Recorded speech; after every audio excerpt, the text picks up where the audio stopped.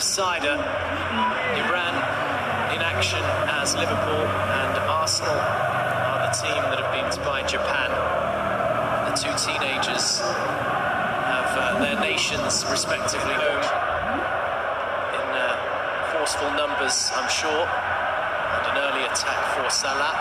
Good defending from to come at only the age of 18 and 19 respectively for Japan and Iran. Corner for Arsenal for Japan, and it will be Mkhitaryan to take. Towards the centre to Nasanach.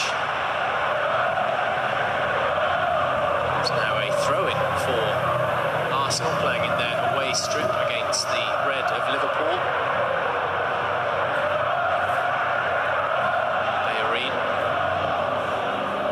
Mkhitaryan, who's swapped over to that right side after taking the corner.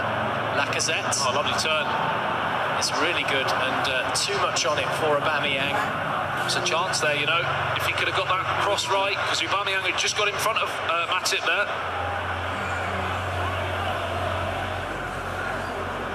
Milner. Certainly the opening 10 minutes have been as we expected due to the sheer stakes of this final game. It's been a very, very cagey affair. Mane, Ramsey winning back possession for a few seconds for Arsenal.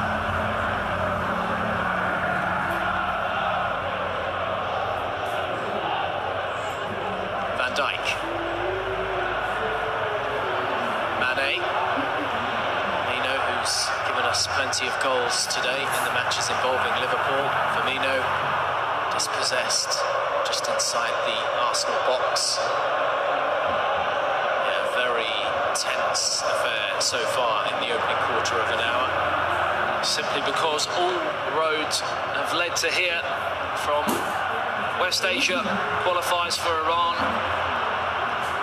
and of course East Asia for Japan. 45 different countries that could have registered players for this tournament. And Lacazette burns away from the defender, plays it across, surely Mkhitaryan, he's in the post. It looked easier to score, and that was a massive chance for Japan. I'm not sure how he missed that. You're absolutely right. It did look easier to score. Lacazette. Aubameyang! Well, he's knocking on the door here to Batayara. But, I mean, first of all, when the ball came through here, it looked like the shot was on. This is actually the replay of the chance we just saw, but the don't know what I was trying to say there. The original chance that we saw, it looked like he could shoot early. He then played that extra pass, and still you felt that it had to go in, and it just came back off the wrong side of the post. And it goes up and over the top. And first real talking point there, Andy. Should he have scored? Yes, it should have been a goal. Absolutely. Now he's got to shrug it off.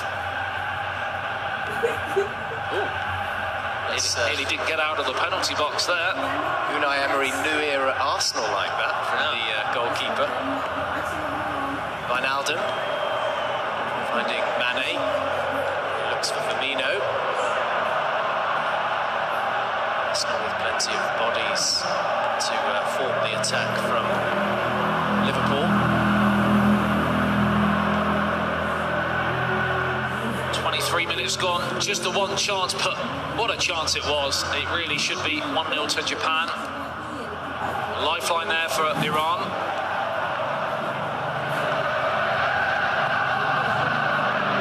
Salah. Lallana. Smart in the attack too. Lacazette to Aubameyang. Oh, lovely turn. He's on here. Pierre-Emerick Aubameyang and Arsenal, and it's not finished off. Good goalkeeping from Karius, using his feet to deny Arsenal and Japan. I mean, it's another massive chance, but I'm not really sure how to gauge that. Is that a massive chance wasted, or does that go down as a fantastic sprawling save there from the Liverpool number one?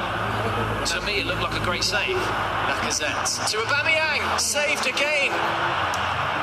But yeah, to answer your question, I think naturally in PES, when you're on the run, even as a great attacker, you lose a bit of pace, which gives you less time really to find out what you want to do in terms of the shot. Here's Firmino! Oh, sucker punch! Absolute sucker punch from Reza there for Iran. And just what we said, you know, wasted opportunities potentially for Japan. And right down the other end, Firmino doing what Aubameyang couldn't do. And it's 1-0 Iran. Yeah, so most of the chances, although not concrete in this match by any means, had come from Arsenal, from Japan. There was barely anything up at the other end troubling Petr Cech from Liverpool and from Iran, but they've taken their chance now with around 10 minutes of game time to go before half-time, and that's a great goal from Reza and from Firmino. And Iran now are just over 45 game minutes away from a gold medal here, the first ever at the Asian Games for esports PES. I mean, it's been breathless in these 3 games, but what a story that might be unfolding before our eyes here. The 2 guys who I think we did say met at the internet cafes to train. And here they are with a chance of winning a gold medal for their country. Mkhitaryan out towards Lacazette on the right-hand side. A chance for an instant response here from Japan, and it wouldn't be undeserved because they have bossed chances, as you said, and they've forced the corner. Lacazette looks as though he might go over to take that corner short. It won't be a short one from Ozil. Mustafi with the header. Oh, we've got an equaliser. That's a great header. A really strong header at the near post from Mustafi. 1-1 right on half-time. And you see what it means to the fans there. You see what it means to the player himself. Of course, you know, he missed so many opportunities before going behind that it must be a huge weight lifted off his shoulders that finally he sees one drift in. And again, you'd question mark, is that a good finish? Is that poor goalkeeping? You'd have to say, coming in at such pace there from Mustafi, there's not a lot the goalkeeper can do about that. Yeah, going into half-time, we are well and truly game on here, and just 5 minutes behind there, Japan. Milner. No Mane to Lallana.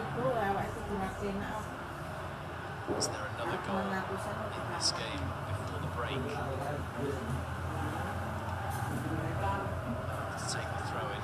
Ronaldo and Firmino nearby. Defending from Bayern.